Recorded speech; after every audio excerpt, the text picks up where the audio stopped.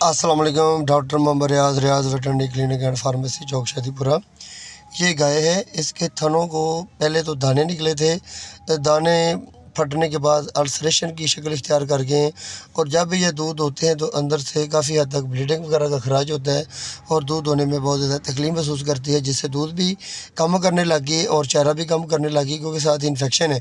असल में ये क्या हुआ था, इसको वायरल इन्फेक्शन का मसला बना था। ये वायरल पॉक्स होता है, ये यानी कि समझ लें कि दानों का जो मसला वायरल का है। और इसका इलाज हम क्या करते हैं, इसका सबसे बेहतरीन इलाज ये होता है, हम वैज़लिन लेते हैं 100 ग्राम, कॉम्बाइटिक 5 ग्राम लेते हैं एक इंजेक्शन, साथ में हम स्ट्रेप्टोमाइसिन का इंजेक्शन साथ मिला देते हैं मज़ीद। और साथ में सबसे मेन पॉइंट जो होता है प्रेडनिसोलोन का जो इंजेक्शन होता है 5 ml मिलाकर थाने के ऊपर लेप करते हैं और साथ एंटीबायोटिक का इस्तेमाल इसलिए करते हैं साथ ज़मीनी इन्फेक्शन ना हो, इसके लिए हम लिंकोमेट का यूज़ करते हैं 20 ml और फिनरामीन हम 20 ml देते हैं।